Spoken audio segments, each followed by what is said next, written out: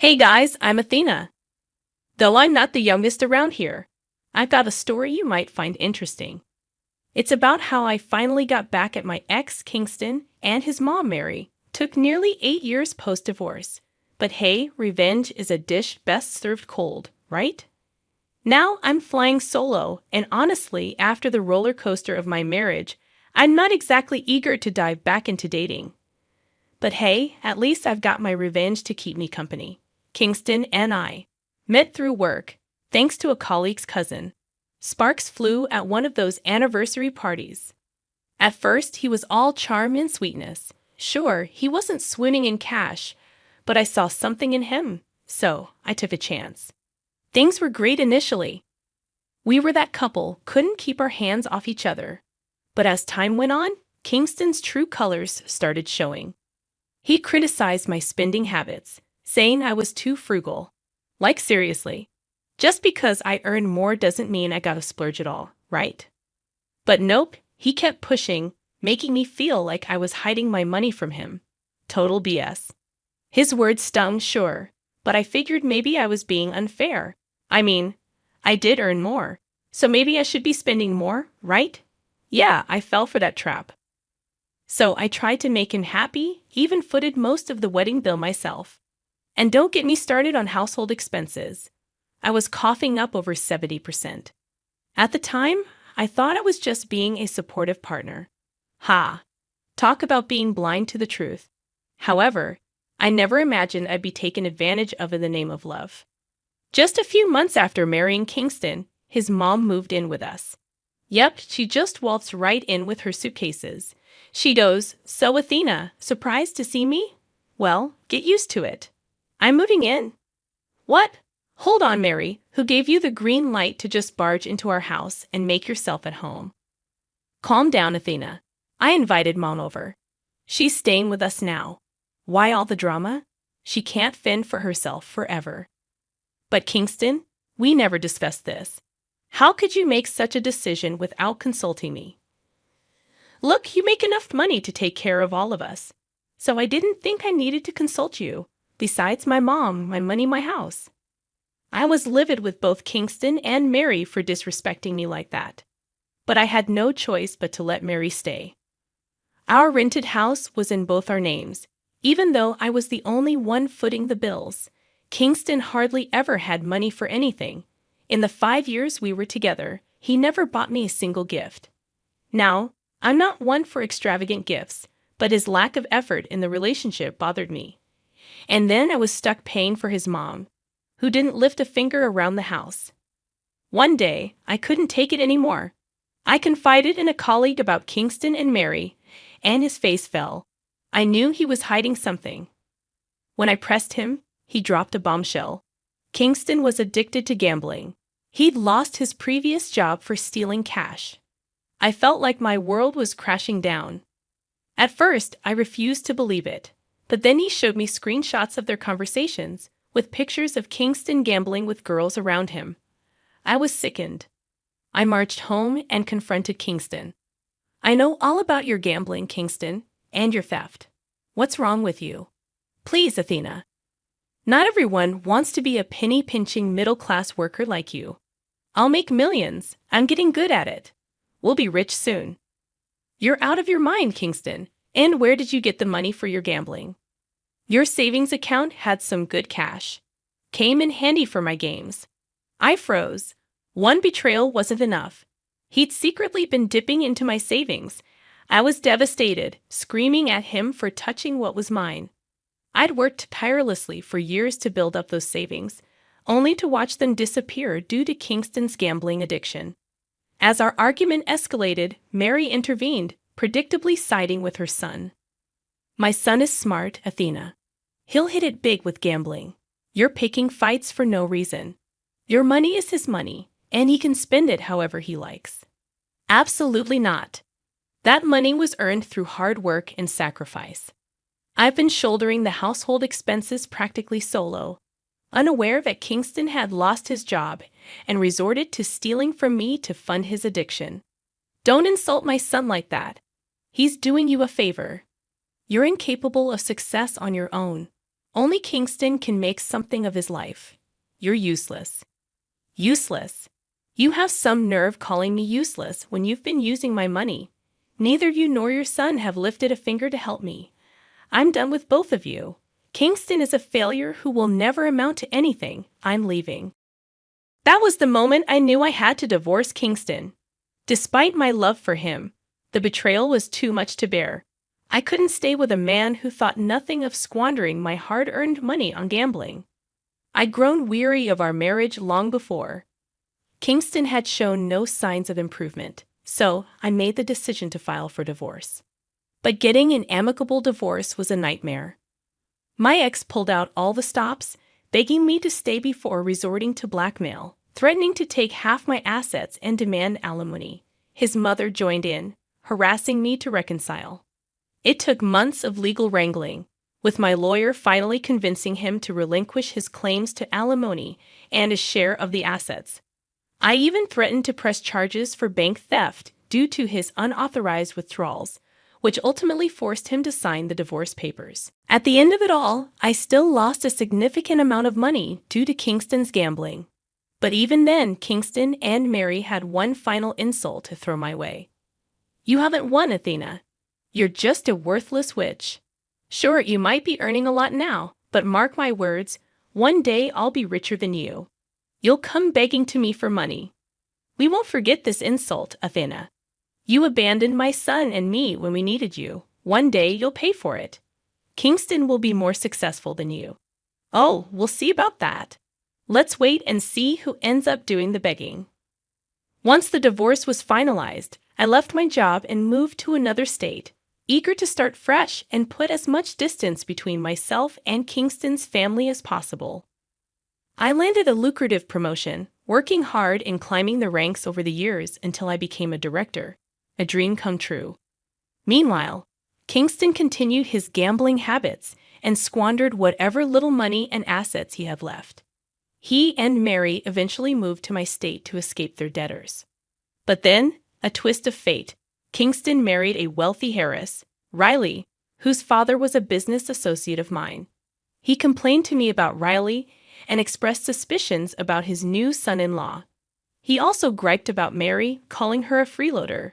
I stayed silent, knowing it wasn't yet time to take my revenge. Life was good for me until Mary unexpectedly called one day. Hello, Athena, it's Mary. I hope you haven't forgotten me. How could I forget Mary? The dear mother-in-law who mooched off me for years and helped her son steal my money. What's up? Well, Athena, my son isn't the failure you claimed. He's married to a beautiful girl now and has a new job that pays him $120,000 a year. Looks like he's finally successful. Your loss.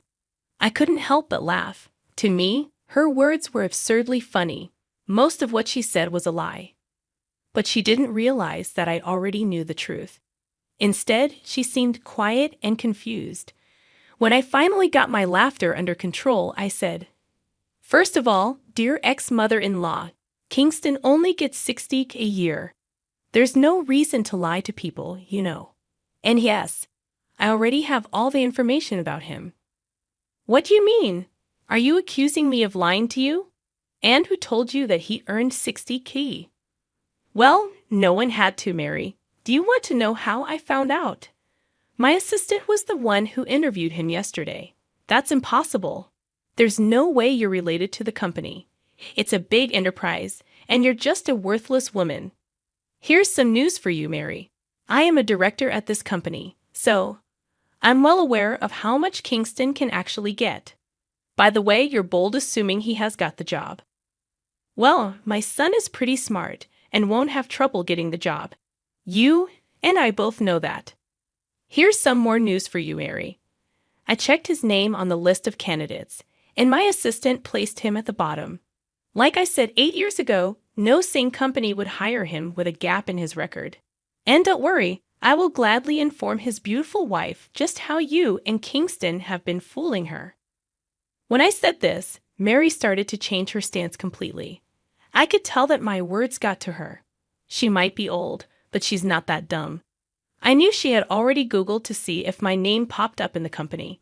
By now, she knew that I wasn't lying. So Mary resorted to begging. Okay, Athena, look. I see you've made it big in life, but you should also understand that my son has a lot of contributions to your success. You should keep that in mind and give him the job. Can't you just stop making me laugh, Mary? After everything you two have done, do you expect me to help you? I mean, you called me today to gloat about Kingston's apparent success. I just want people to know that he's not a loser. I was trying to prove a point. Anyway, he's married to a rich and beautiful girl. I'm sure she's even richer than you and will support him. Is that so, Mary? Then I think he will have no problem with me telling her the truth. I did see you on her Facebook. She thinks her husband has a 120 job and owns a lot of properties. Mind if I tell her the truth? No, Athena, listen to me. Don't do this to Kingston. You've come so far in life. Why do you want to dwell on the past? Have some pity on us and give Kingston the job. This is the least you can do after being such an unsupportive wife. I made it abundantly clear to Mary that I wouldn't lift a finger to help Kingston. He was perfectly capable of destroying his own reputation, and I had no intention of vouching for him, not even professionally. So instead of bothering me with their fake boasts, Mary should focus on helping her son find a job. Trust me, she would need all the luck she could get.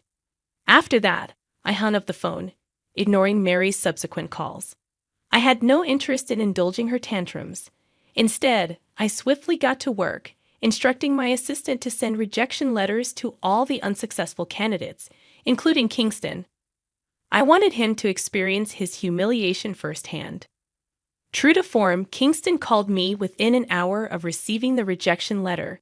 I picked up, eager for a front row seat to his humiliation. He sounded desperate, nothing like the arrogant jerk I'd divorced. What do you want, Kingston? I see that my dear ex-mother-in-law gave you my number already. Athena, I know you're one of the directors at the company I interviewed for. I just got the rejection letter. Please do something and help me get the job. I know you can help if you want to. Why do you think I would jeopardize my professional life for you? Do you think I'm mad? You have some nerve to ask me for a job after all these years. Look, I know I didn't treat you right back then, but I was still your husband. We do have some good memories. Please consider those and give me the job. My wife, Riley, will leave me if I don't get a job soon. I know that you've lied to Riley about your financial situation. Guess what, Kingston? I know her family. I also have her number from her dad. All I have to do is tell the truth and let her be free. Kingston went silent after hearing this. I knew I'd hit the jackpot with this information. My real revenge had just begun. He immediately started begging me not to tell Riley about everything. I hung up on him without another word. Next, I sent a quick text to Riley, asking her to call me. I explained who I was and hoped Kingston hadn't reached her before me. When she did call, I didn't mince words. Hi, Riley. My name is Athena, and I'm your father's friend. I also happen to be the ex-wife of your now husband. There are a few things you should know about Kingston. He has been lying to you. What do you mean, Athena? What is he lying about? Well, I guess you think he's pretty rich and up to your family standards. Well, he's not rich at all. You posted on Facebook that he got a 120 job. I'm the director of the company he mentioned, and he only applied for a 60 grand job, which he didn't get. What the hell are you talking about? But he told me. I know what he told you, Riley. I've seen it on your Facebook. I know you might not believe me, but you can ask your dad. He can easily find out if Kingston is lying. But I don't understand. Why would Kingston lie to me? Because he wanted to take over your inheritance and properties. He always wanted a luxurious life for himself, and he's a gambler. Unfortunately, we divorced because I refused to fund his lifestyle, support his gambling habits. His mother supports him. Anyway, I don't know what he told you, but that's the truth. You can ask around if you're doubtful about me. I don't want you to be stuck with a liar and a loser. Thank you, Athena. I'll dig for more information and find out. Also, don't worry. I made him sign a prenup and only agreed to remove it once he gets a job. Looks like that won't be happening after all.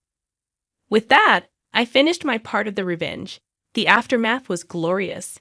Mary and Kingston initially kept calling me and begging me to help them. Meanwhile, Riley was on Kingston's case and uncovered the truth herself. Her father was also furious and promised to see the end of Kingston's lies. After 2 days, the tone of the texts I received from Mary and Kingston changed. They called me a witch and a jerk for destroying Kingston's marriage. Riley and her dad confronted him and filed for divorce. Since Riley still had the prenup in place, none of her assets would go to Kingston. Instead, Kingston would now have to hire a lawyer to work through the divorce. Mary and Kingston kept harassing me until I threatened to expose them online. That made them stop contacting me. Last I heard, Kingston still comes by our company to see if there's a position open. Sources say that Mary and Kingston are constantly fighting about money problems. I guess now Mary will finally know what it's like to be stuck with a man-child for the rest of her life.